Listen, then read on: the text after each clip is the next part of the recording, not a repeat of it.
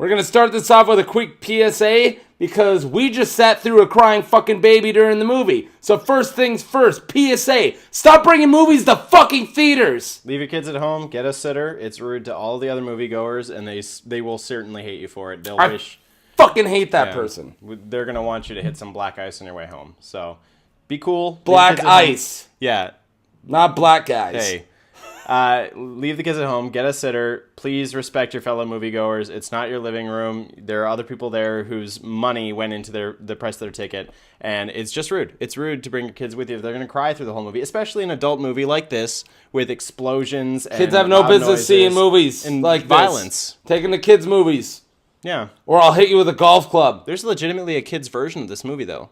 It was on the Disney Channel in the early 2000s, late 90s. It's called Selma, Lord Selma. Tell them to check it out. Except this kid was too young even for that. So yeah, he's a baby. Little baby. You don't bring babies. Don't bring little babies in the theaters where they're constantly googling, and you're just going, shh. He doesn't understand the concept of shh, dumb lady. No. All right. So. Let's do the video.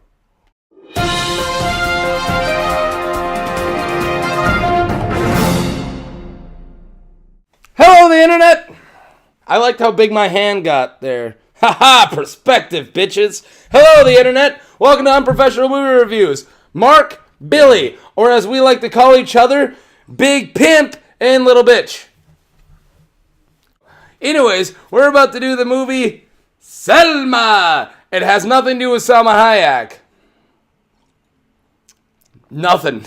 Nothing to do with Selma Hayek. Her boobs are the best. Okay. It's Selma, Alabama. Salmonella, Alabama. Selma, Alabama. And, alright. Starring Oyelowo. Oyelowo is the guy who played Martin Luther King. The way this usually works, I start and then I stop to remember my plugs. Before I start, I always do this. Before I start, click like. It's a little fucking button. Look how easy. See, that could have been you right now. You could have done it. Wait, no, do it with me. Boom. You clicked like. Oh, they accidentally clicked subscribe too, but that's good because we want that. Click subscribe as well. It's so easy. It doesn't even bug you. It doesn't do anything. It doesn't harm you. It helps us. It doesn't harm you. Comment. Comment about anything. First off, I would like for you to comment about, do you want to go see Selma? Did you see Selma? Do you not want to go see Selma? Do you disagree with something that we Do said? you disagree with something Billy said? Everyone agrees with me. I'm the best. I'm the best. Also, something I'd like to point out, we now have a Facebook page, so please like the Facebook page and follow. Like the Facebook page. Comment about how dumb Mark's shirt is on the Facebook page. All right, before we start, look what I can do. Fat Kid from Sandlot, ready? This is so brilliant. Ready? I figured this out once when I was bored at work. Baby Voldemort. Okay, enough. All right, that's starting great. Selma. Okay. Way this works, we do positives, and then we do negatives, and then we do our rating out of 10. So, I actually want to start with some positives, because I got a lot. First off, as I like to say when it's a good movie or it's a bad movie, I like to state that right off the bat. It's a good movie. I like this movie. Is it a movie I'm going to buy when it comes out on DVD? No. Did I waste any money? Fuck no. Did I stay entertained? Yes. That's what you want when you go to a theater, is not a waste of money. That baby almost ruined it for us. But I totally do not regret going to see this movie. It was a good movie. That's a positive. Other positives. Some of the actors are amazing in it. Some of the actors fit really well. Especially Oyelowo. If you're one of the people that were saying that he's stuffed for not getting an Oscar nom, I kind of agree with you. I think Jake Gyllenhaal deserved one before Bradley Cooper, and he got one. And I think Jake Gyllenhaal deserves one over Oyelowo, but Oyelowo's definitely better than Bradley Cooper. Not in general, but in that movie. Oyelowo did a really good performance, completely transforms into Martin Luther King. I almost said JFK. Dr. Reverend Martin Luther King. Do we really have to say doctor? I mean, there's a lot of people in history called respect. doctor. We never say Dr. Newton, we just say Isaac Newton. He wasn't a doctor. He was a sir. I don't think he was. Sir Isaac Newton. Doesn't matter. All right, fine. Dr. Martin Luther King Jr. Either way, completely transforms. Does a really good job. He said you could tell the difference between their speeches. I couldn't, but I'm an undereducated guy from public schools. So I guess I don't know. But yes, that's my positive. Another positive, it completely grabbed me throughout the whole movie. I didn't get bored. I didn't get tired. I didn't get any head nods. It grabbed me. It hooked me. It brought me through. Got any more positives? Positives. Oyelowo, huge positive. But unfortunately, he is one of the few actors in the movie I think that really made the difference for me. I think most of the other performances in it were relatively unexceptional. Saving that for my negatives.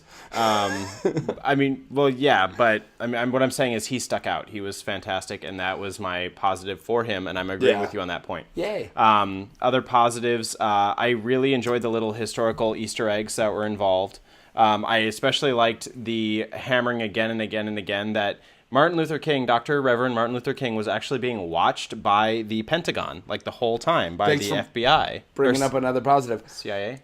FBI. Well, or whoever J. Edgar Hoover is in charge of. I don't know. Which I thought was really clever. There's another positive. Thanks for bringing up. They did a really clever thing for doing narrative. Narrative can be ruined by a very obvious words over the screen or very obvious narration. Right. That kind of shit can ruin. But this was clever. It was a trick. It was words across the screen that were part of the narrative. It showed us narrative. It was like a mock entry from the journal of whoever was investigating him for the FBI or CIA. So when they go to a new place and they're having conversation, instead of us trying to figure out what it was, it says flat out like Dr. Martin Luther King and these people are at this guy's house talking about this. And my first thought, 12:40 p.m. And my first thought was like, that's really lazy. Why aren't you just going to show us that through the scene, which they do? But then I'm like, I see a little brand of the CIA, and then it says recorded this time, like documented or whatever it says. Yep. And that was smart. It was clever, and it was smart, and it's a really good thing of storytelling. They got around this laziness, and they did it in a way that helped and benefited the story. Right. Boom. Positive. One thing I also really like about this movie, and it's something that I see a lot in different historical movies, is that if you see a variety of historical movies surrounding the same person, you don't often see them all highlighting the same peripheral individuals. Like in this one, we saw a lot of John Lewis. We saw a lot of some of the other prominent members, Young, Orange, and also Diane Nash, who was a big female agitator in the movement, which are not individuals I believe I've seen highlighted in any other movie featuring Dr. Martin Luther King as a character. No. So it's cool to see that in historical movies in general, and it was good to see. And we also knew the historical importance of these people later in life in the epilogue. Yeah, which is really cool. And back to the other people, and it done really well. Sorry, I'm petting this cat here. I think it was Orange. There's a few scenes that Martin Luther King, Dr. Martin Luther King, starts to really doubt himself, and you see how good this safety net of smart people with him. And I think it was Orange. There's this great conversation of them. I think you can find some of it in the trailer. It's when they're in church, or not church, in jail, and not prison, jail. There's a difference. Prison's when you're convicted. In jail, and he's starting to have doubts, and he's like, maybe this was a big idea, maybe this was too ambitious, and he brings it back, and that really shows you this safety net, and it's not just a guy in the background. They did something with this character, and you saw this importance of these people he brings around. And that stuck out to me, and I thought that was really cool. Agreed. Now, I think there was one more positive I was going to go through. Flawed Martin Luther King. Yeah. Yep. Beautiful. Beautiful. Our idols are not perfect people. Our idols are people. I know every single human being who's ever met me idolizes me, but I have flaws. So does Martin Luther King. He definitely, and it shows some of them. And there's one that they drop like a bombshell, and I'm not going to go spoilers. They drop like a bombshell subtly and back off of it. And I loved it. Loved it. If you don't know what I'm talking about, I can't tell you because spoilers. But no, these flaws, shown this flawed character. I thought it was great. I have one more positive. You can talk a little bit. I would like to go back for a second to the CIA and FBI watching Dr. Martin Luther King. It points to a really dark aspect of that time and that era with regarding our government and regarding the way that our government handles revolutionaries. And they'll forever it's be not exactly just that era, but yeah, I know what you're saying. Right. I mean that part of it is more of a and I like that it doesn't wash away that. It doesn't make like LBJ was behind him the whole time. No. Right, exactly. LBJ it doesn't make any heroes where there weren't any. And it doesn't make a lot of heroes. It makes honesty. It really does. It shows these people who did good things a very honest life. And it showed LBJ being a serious coward, which he was during that time. Definitely. LBJ's not known for much. It showed a redemption that I'm not exactly sure how that's how it went down, where George Wallace meets with LBJ. Spoiler alert. Whether or not it's historically accurate, that was probably my favorite scene. It was very clever because probably my favorite scene. Let me explain it.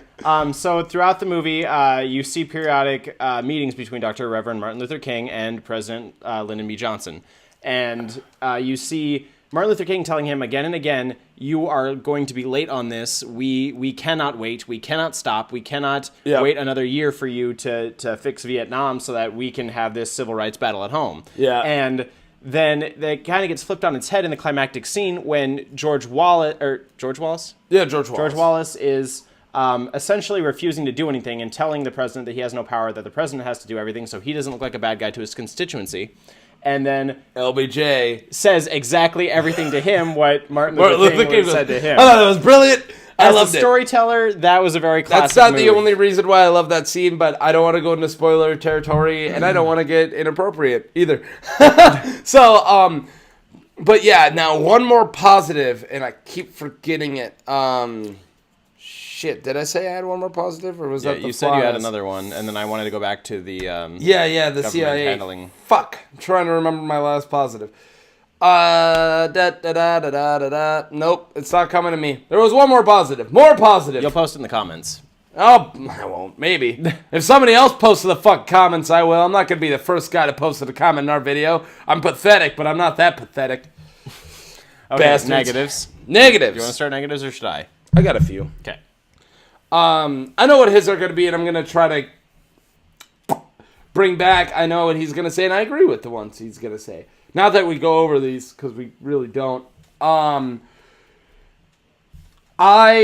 There is definitely, when it comes to being graphic, especially in a historic film, there is a line. I'm not saying this blew by it like nothing, but I'm saying you can show us stuff through the art of filmmaking without actually showing us stuff. If I do this and cover up the screen, and then I come back and he's doing that, through the magic of filmmaking, you think I just punch him in the face. Stage punches, things like that. It pulling away as you're hearing something in the background. Now, these are tricks that this director never learned. And I'm not saying that you show us that there wasn't violence at this time. No, cops were beating the crap out of elderly black people and murdering white people and black people. You say it all in this fucking movie. This happened, and I'm not gonna go, this didn't happen, it's too violent. No, keep that violence in there, but there is a better way of showing it. You can show violence without actually being scarring. And I'm not saying you shouldn't be scarring sometimes. When you show D-Day in Saving Private Ryan, that shit has to be scarring. You want that to stick with somebody. But I don't want to think about the stuff I saw in Selma tonight. It didn't need to be that much. Well, it got its point across, in my opinion, and it just went a little too far of showing these elderly people getting just beaten. Right. And it was just too much for me. I'd like to jump in on that because it took me out. See, I'm on the polar opposite of that spectrum. Okay. I believe that we're all there aware that we're watching a movie. No shit. And some of us are more aware of the movie making process. We're more aware of how decisions get made and how things are decided to be portrayed on film.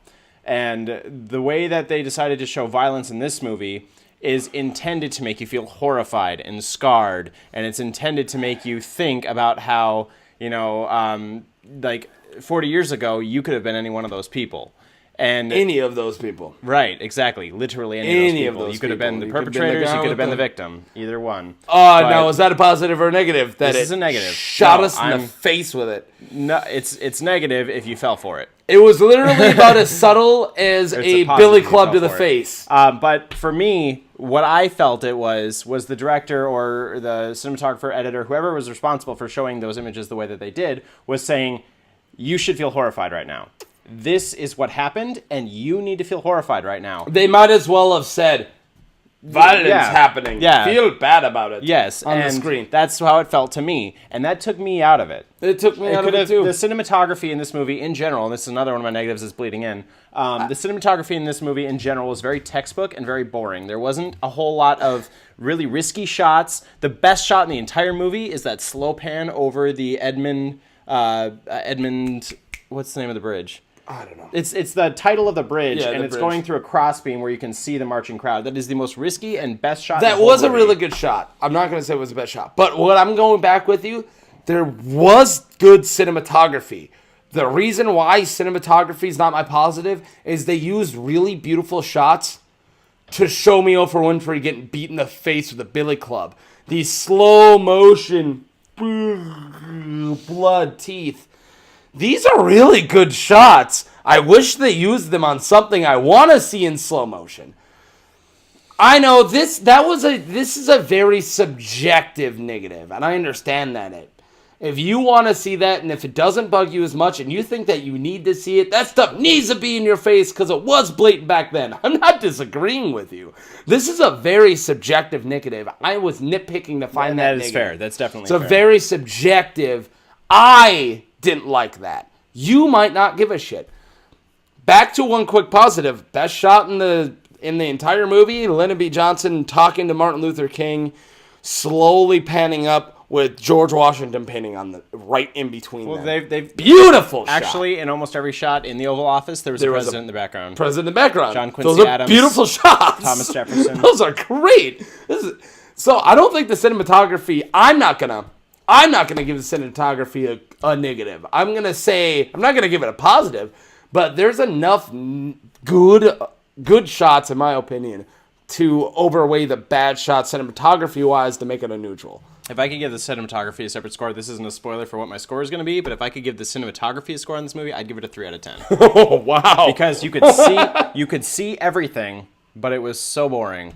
The cinematography itself was boring, not the movie. The cinematography, like I said, was very textbook. It was character A, character B, and then they would change angles, but it was still character A, character B, and like it was okay. Just like almost you're right sitcom on that. Like that. And we're actually like quite life running in out of cameras, time. But life in 4 cameras. But anyway, so let's go to another negative. Do you have any more? One more negative is your negative with, if you were going to say it. I'll say it if you're not going to say it. A lot of the actors were weirdly cast as characters they didn't look alike. And I'm not putting that on the actors. Good actors. Great actors. But the fact that I know what that actual historical person looks like, and when I see somebody playing it like Lyndon B. Johnson, it takes me out. Yep. Stop breaking the fourth wall, movie. I know Lyndon B. Johnson didn't look like that actor. Tom Wilkinson. Tom Wilkinson. He didn't look anything like Tom Wilkinson. And the actor who played J. Edgar looks wasn't... nothing we wouldn't like have known J. that was J. Edgar if he hadn't said J. Edgar. And I'm pretty sure he goes, J. Edgar. And yeah, he does. And there was another actor, the one who we thought should have played... Stephen Root. Yes. Fucking the Bill from... Looks closer. King of the Hill. Looks way more like J. Edgar. But than was him playing amazing in his part. He was that great. speech he had about like what they should do about the marchers was fantastic. And Tim Roth in general was very good. Yes. Tim Roth I consider an extremely underrated actor. Watch Reservoir Dogs, and if he doesn't blow you fucking away... You're not going to recommend Incredible Hulk? With Tim Roth? Not for Tim Roth. I recommend it, for like MCU continuity reasons. That's a good Hulk movie. We're not talking about that right now. We should probably let's give one quick negatives. I'm just going to say one more quick negatives. My positives overran my negatives. this was a good movie. I had to nitpick, and the negatives themselves, especially with the actors not looking like the people, those aren't big negatives. Those are casting decisions. Those guys have good agents. Good job. One more negative, real quick. Finish my wine. Is the lack of original footage in the movie. They didn't have any of the news broadcasts. They may have had an original newspaper too. That could be a conscious choice. I don't know. You don't have to in a memoir. You don't have to. It's something that I remember my one more positive, and I'll go by really quick. Sorry. It's something that I, as a history buff, really appreciate, seeing original footage, original content from the time period. I wanted to see at least one original newsreel. I wanted to see at least one original newspaper. I wanted to hear at least one original Dr. King speech. Go. Okay. This isn't a classic biopic. That's all. It's not about how Martin Luther King started as a young boy and has his like you always see in biopics. It starts with him getting the fucking Nobel Peace Prize in the beginning. This is a little section of history, and I think that was brilliant. We don't want to... You would die trying to learn everything about Martin Luther King. We go, this is a man, you already know it, and we're going to leave it at that. We don't need an origin story. We don't need Martin Luther King getting bit by the radioactive spider. We know he gets bit by the radioactive spider. Just show him fighting Doc Ock already. And I loved that. It was him fighting Doc Ock, and Martin Luther King's Doc Ock is fucking George Wallace. Yeah. George Wallace gets shot. You saw it in Forrest Gump. I know we're running out of time, but I have to say at least one more thing. Passage of time wasn't exactly clear either. I'm not sure exactly what years this spans. I don't think it's even years. No, I think it is. I took it as weeks. Well, the Nobel Peace Prize was 1964. And it said 68 or some shit. I'm not sure. Yep. All right. Yep. So that's another anyway, negative. let's go to our ratings. Let's go to our ratings. I'll go first since you've done I don't your even have mine positives ready. first. Okay, I am giving this movie 5.5 balding Giovanni Ribisi's out of 10. I love Giovanni Ribisi. I like him too. He was kind of minor in the movie. He didn't have a huge role. He was the vice president, I think. No, maybe. What? No, he was an advisor. Maybe he's the vice president. It didn't tell us that. I don't know who Lyndon B. Johnson's vice president was, to be honest with you. Did he even have one? He was a vice president. But the reason I'm giving it 5 out of 5, I think it was a less than exceptional movie with an exceptional cast. I thought that the subject matter was something that is extremely important. I think that a movie made about the life of Dr. Reverend Martin Luther King should be made at least once every other year, because I think he's that important to history. But the fact of the matter is, if you make this many movies about Dr. Reverend Martin Luther King, we get inflated and we don't give a shit. Some of them are going to be unexceptional, and this one was unexceptional as a movie. As the performances in it, but you gave it 5.5, so you liked it. 5.5, yeah. But I mean, 5.5 is midpoint. Okay. It's barely more than midpoint, and for good reason. I always thought I was the negative guy. I'm not. 7.5 historical figures is what I give this. It didn't give me anything to come up with. I just went with historical figures. We got Ladybird, it's the dog. It would have been tacky to make jokes about too much of this movie. Yeah. Like 10.5 billy clubs to old people. Balding Giovanni Ribisi was a safe choice. Okay, go watch it if you want to. Sorry this went to 22 minutes. Or whatever it's going to be after we edit it. Anything else you got to say? Like us on Facebook. Bye!